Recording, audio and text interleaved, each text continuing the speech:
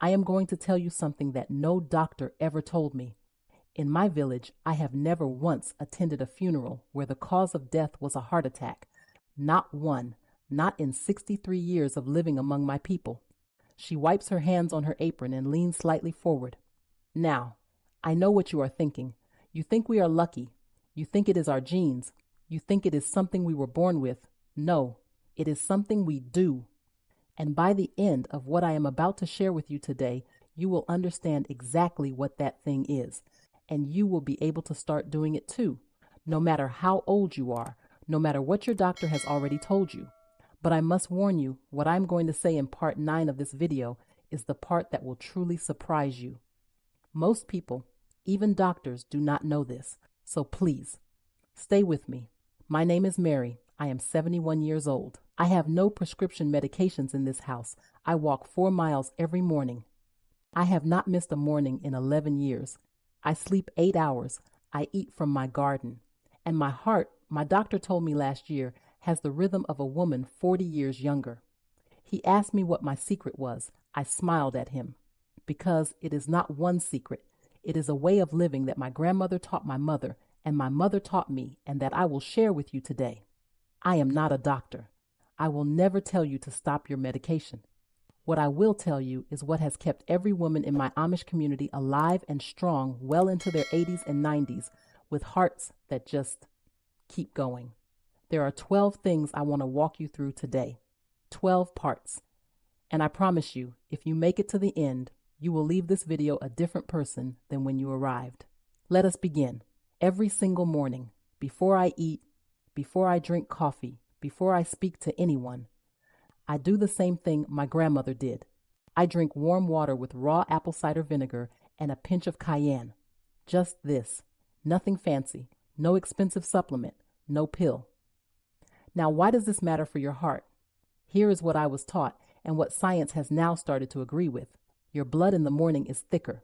You have not moved in hours. Your vessels are tighter. Your body is stiff from the inside out. This simple drink begins to thin the blood naturally. The cayenne opens the blood vessels. It is like pulling back a curtain and letting light into a dark room. The apple cider vinegar begins to balance what we now call pH, the acid balance in your body, which affects how hard your heart has to work all day long. The women in my village have done this for 4 generations. And here is something nobody tells you about mornings and heart health. Most heart attacks happen between 6 a.m. and noon. Most people do not know that. The morning hours are when your heart is under the most stress. What you do in the first 30 minutes after waking sets the entire condition of your cardiovascular system for the day. We will come back to morning habits.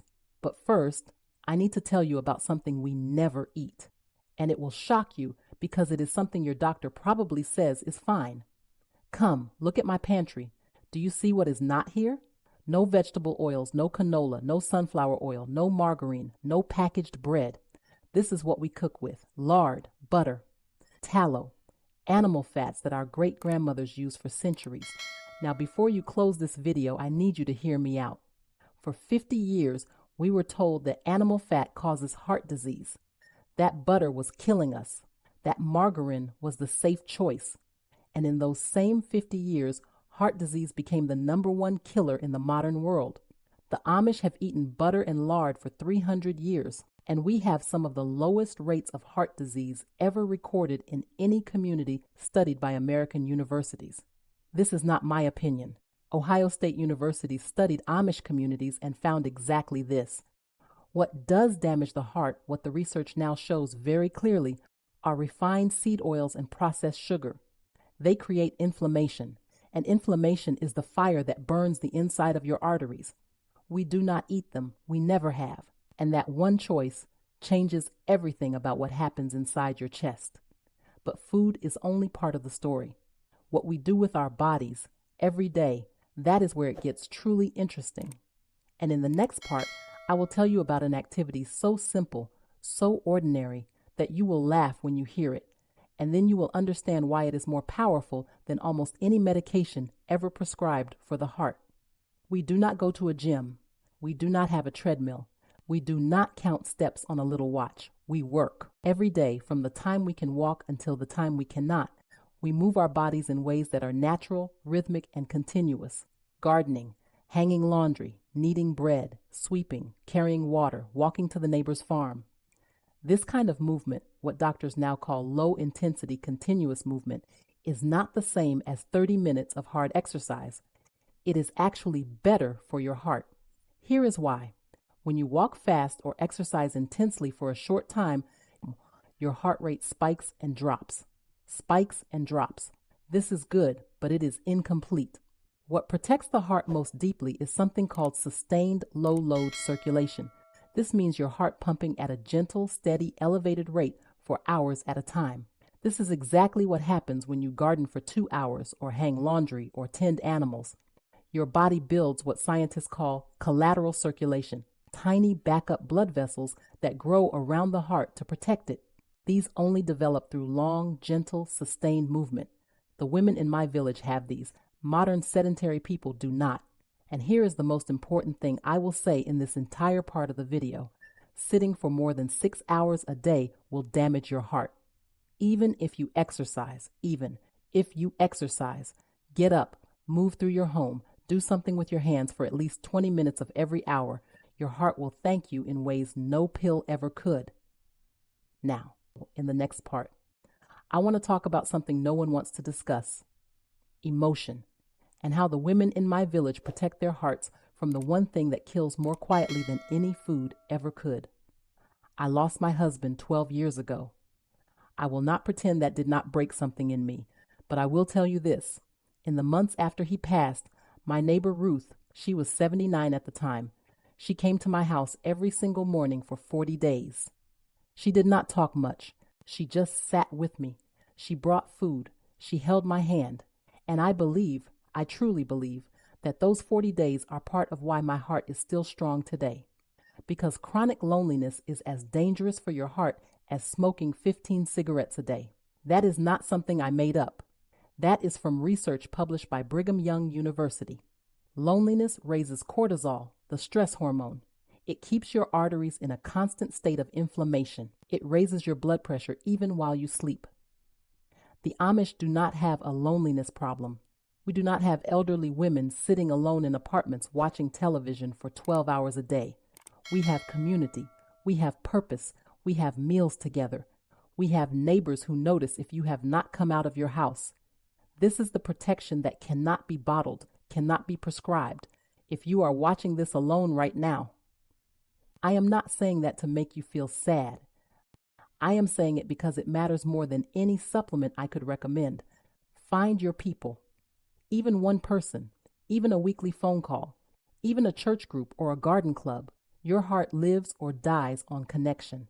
And now, part 7. I want to tell you about a plant, a very specific plant, one that grows in many of your backyards right now that you probably call a weed and that we have been using for 60 years to keep our arteries clean and flexible. This, hawthorn berry. In the modern world, you walk past this plant or you cut it down as a weed. In my world, we make tea from its berries, leaves, and flowers every single day from spring through autumn. And in winter, we use the dried berries that we preserved in summer. Hawthorn has been studied more than almost any other plant for cardiovascular health. It is used in Germany as a prescribed medication for heart failure, not a supplement, a medication. What does it do? It strengthens the heart muscle itself. It dilates, opens the blood vessels so the heart does not have to work as hard. It reduces blood pressure gently and naturally. And it is an antioxidant that specifically targets the kind of inflammation that builds plaque inside arteries. My grandmother drank hawthorn tea. My mother drank hawthorn tea.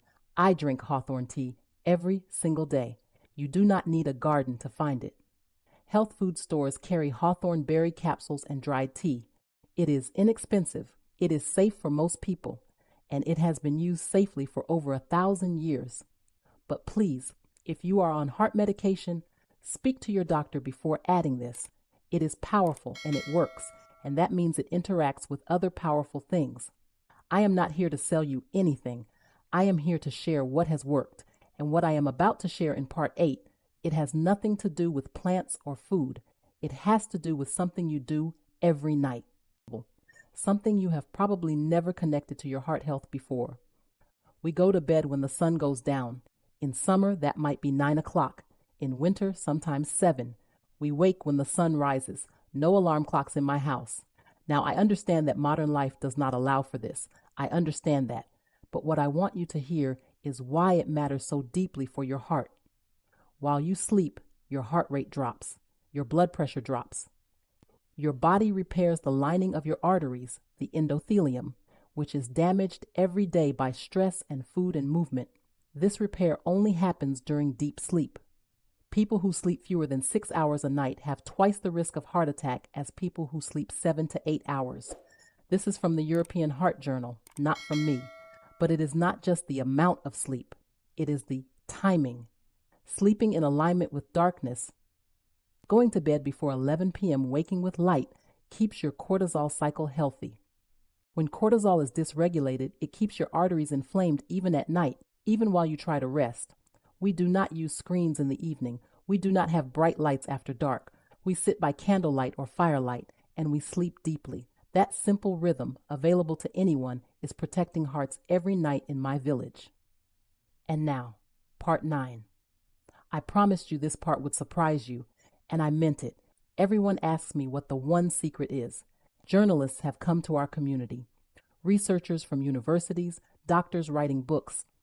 They expect me to say it is a food or a plant or an exercise routine, and I always smile, because the real answer is something so simple that people refuse to believe it. Purpose. Every woman I know in my community who has lived past 85 with a healthy heart, every single one of them, wakes up in the morning knowing exactly why they are needed, knowing exactly what they must do that day that only they can do. She must bake the bread for Sunday gathering. She must teach the young women how to preserve the harvest. She must sit with the sick neighbor. She must guide the children. She is needed. And the heart, the physical organ inside your chest, responds to that feeling of being needed in a measurable biological way. Purpose lowers cortisol. It reduces inflammation. It regulates blood pressure. It keeps the autonomic nervous system, which controls your heart rhythm, in a state of calm, steady function. Viktor Frankl wrote about this after surviving the Holocaust. The people who survived longest were those who had a reason to survive. Blue Zone researchers who study the longest living populations on Earth list ikigai, the Japanese word for purpose, as one of the 9 common traits of every long-lived community on Earth. The Amish have this without trying. Do you have it? If you are retired, if your children are grown, if you feel like your most important days are behind you, I need you to hear me say this clearly.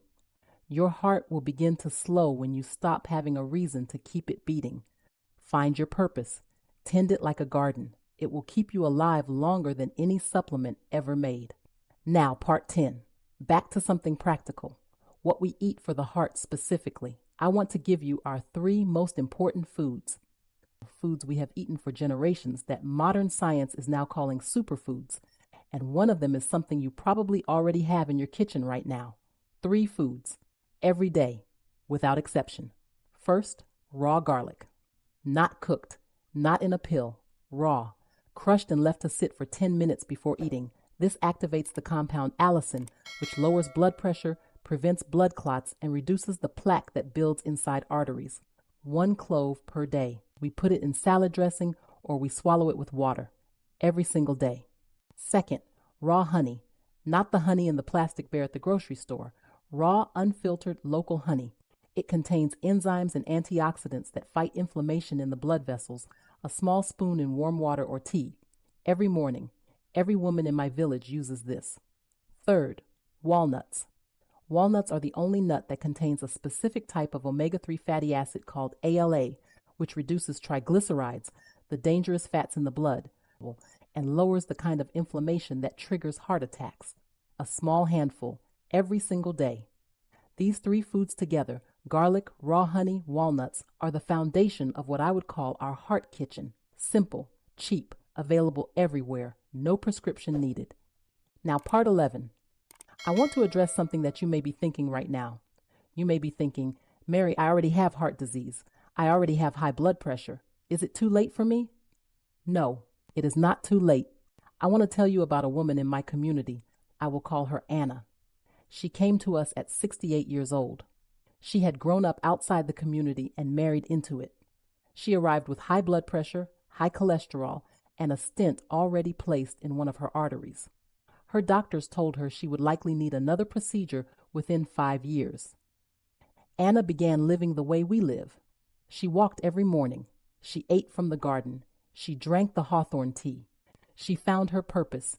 She began teaching the younger women how to quilt. She went to bed at dark. She stopped eating seed oils. She ate garlic every day. 4 years later, her cardiologist called her results unexplainable. Her arterial inflammation markers had dropped to the level of a healthy 50-year-old. No second procedure. Now, I am not telling you Anna's story to promise you that outcome. Every body is different. Every situation is different. Please work with your doctor. But what I'm telling you is this: the heart is not a machine that breaks and cannot be repaired. It is a living organ. It responds. It adapts. It heals if you give it what it needs. The endothelium, the lining of your arteries, renews itself. Blood vessels grow new pathways. Blood pressure responds to diet and movement within days. It is never too late to begin. And beginning is exactly what I want to leave you with in our final part. Let me tell you what I want you to take from today. Not a supplement, not a complicated protocol, not a program to buy, just 12 things to remember. Wake up with warm water, apple cider vinegar, and cayenne. Move your body gently and continuously all day long. Cook with butter and lard. Throw away the seed oils. Eat raw garlic, raw honey, and walnuts every single day. Drink hawthorn berry tea. Go to sleep before 11 p.m. Let the dark be dark.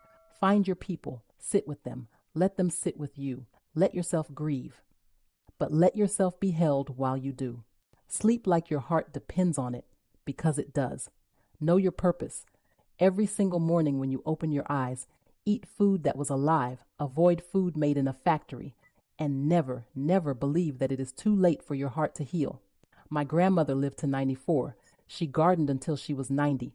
Her heart gave out gently in her sleep on a cold November night. She did not suffer. She was not afraid. That is what a healthy heart gives you at the end. Not just more years, but a good ending. I hope what I shared today stays with you. I hope you try the garlic tomorrow morning. I hope you go to bed a little earlier tonight, and I hope truly that you find the thing that makes your heart worth keeping strong. God bless you.